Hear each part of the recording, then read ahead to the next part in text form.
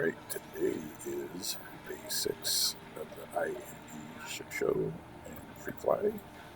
Today is Argo, Consolidated Outlines, Gray, Cat, and Kruger. So all the smaller manufacturers. These guys make a lot of local utility ships, and it's going to be in the main hall and off to our right in the far back.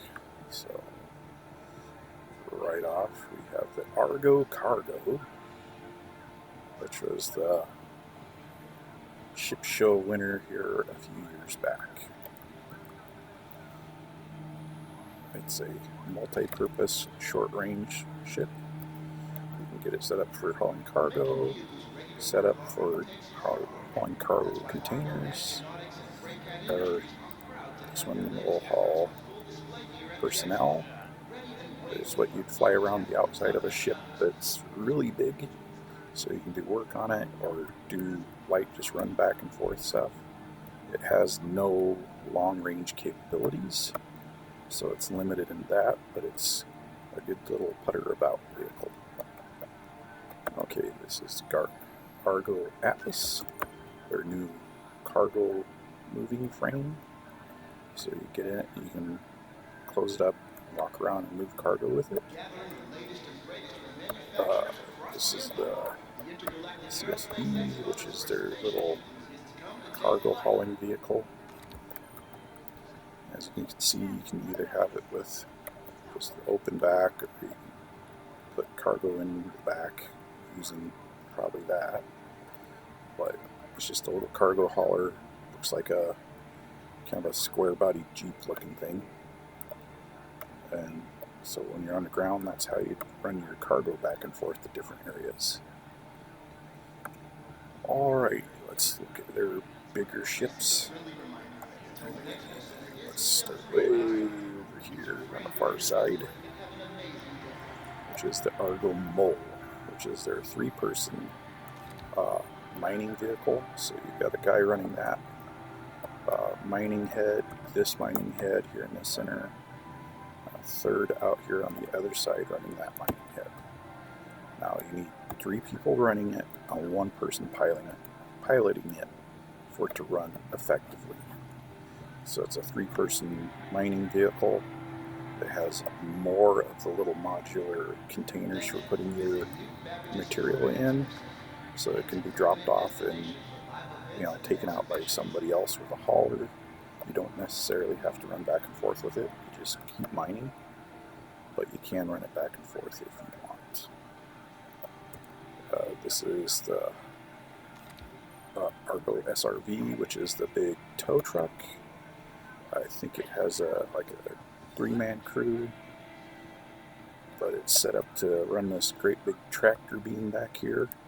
So you have a ship that's broke down in space, you swing by with this, hook onto it the tractor beam, and just drag it back to wherever you want it, as a easier way of doing maintenance on something that may be in a dangerous area, or having a problem that you can't fix where it's at.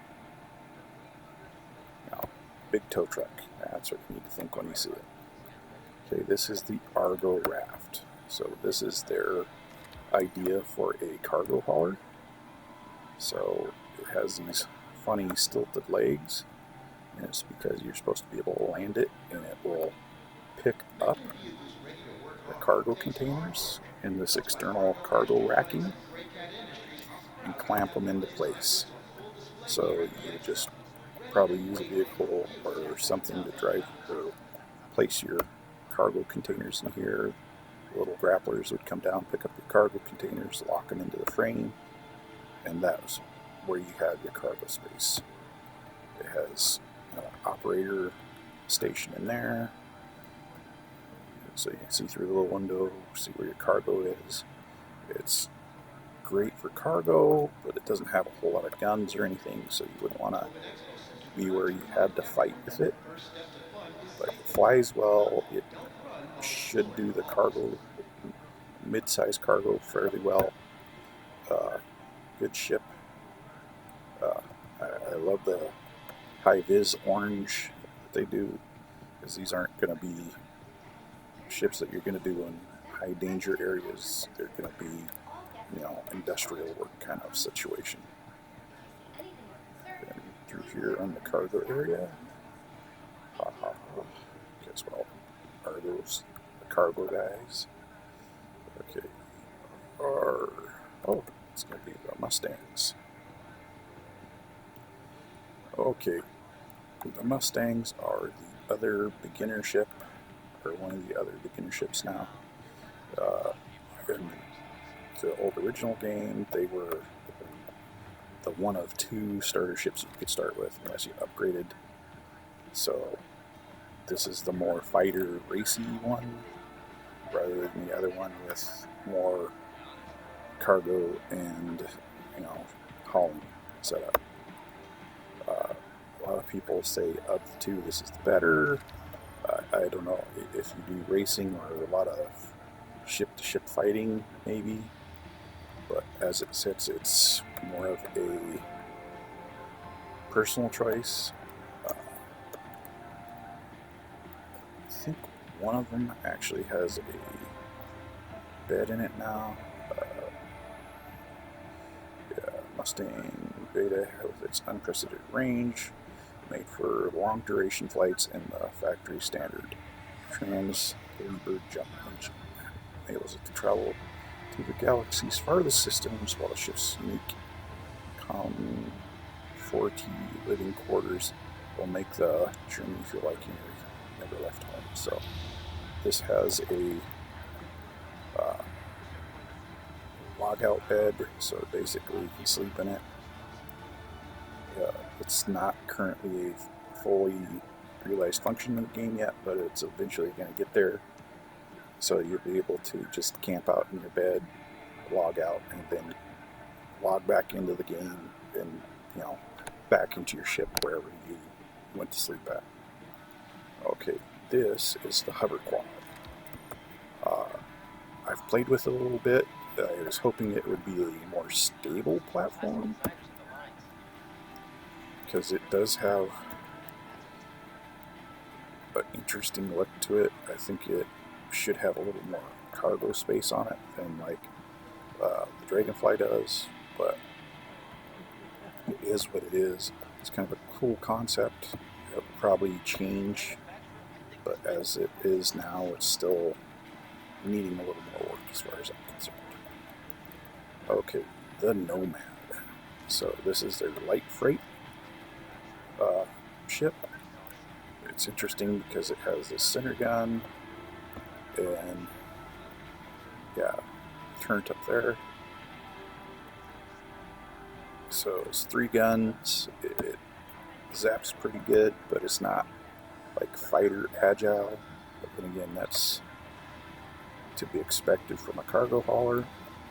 You can get a small vehicle in the back or cargo, because this drops down to where you can drive in or load in. Has the standard little tractor beam, so it's easier to haul or easier to load. It has the little living quarters and cockpit in it. It's not too bad. Still wouldn't be my first grab for a light cargo runner, but it's not bad. If you're going to do a light cargo runner, get a Cutlass Black. You'll get better fighting, better armor. But if you like its look and layout, it's not a bad option. These guys are just different flavors of the Mustang. Like all the other frames that have been around for a while, they'll have multiple different types of loadouts with different gun setups, different motor setups, different purpose-built frames, which is awesome. But still, if I was gonna just start in a game, it wouldn't be the one I picked. Because if you decide you're not gonna be a one-on-one fighter, one-on-one racer, whatever, it doesn't give you enough options after that to really go. You can't haul a lot of cargo in it. You can't really do other stuff with it. So It's not my favorite. I would rather go with an Aurora, you know, because at some point you'll be able to put a cargo container on it and fly. Let's go downstairs, see what we got downstairs.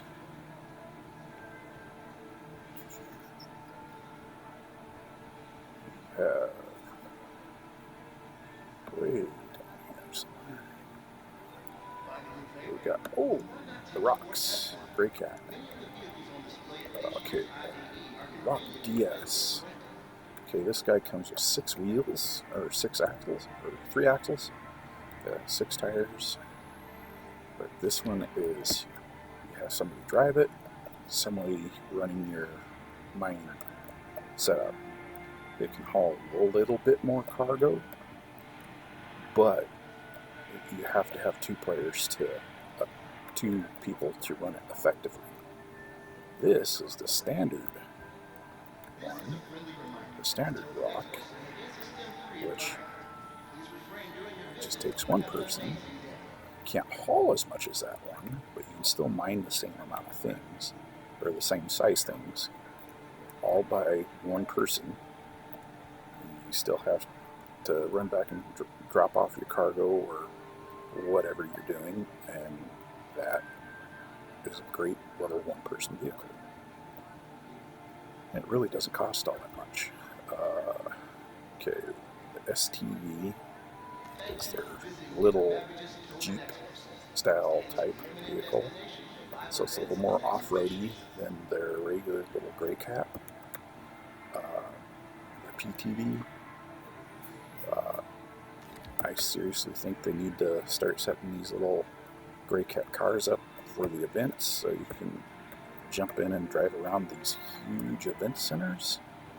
But there'd probably be too many people running each other over with it, so they probably never do it. Alright, and this is Kruger. The Archimedes, and what's the other one?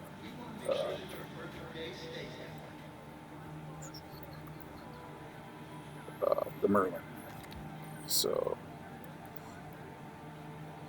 they're both little snub fighters, so you know, these are the ships that you put on your bigger ship to do support, or you know, be a support fighter, or just a transport back and forth to, you know, dropping into planet gravity well, rather than trying to take your huge 890 jump or something like that, or your big Connie down into the atmosphere. You can take the little snub fighter down and run back and forth, because some of the bigger ships take quite a while to get inside, in and out of the atmosphere, because you're dropping into the gravity well and it's a little more difficult for them to get out. Okay, what do we got here? Oh, this is the big base builder, isn't it? The Pioneer.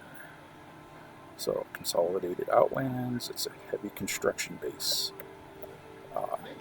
They've set these up, or started building this out, and as they've done it, they've steadily made it larger and larger as they've, you know, built up the more of the ideas on what they're going to do for your personal base that you can build.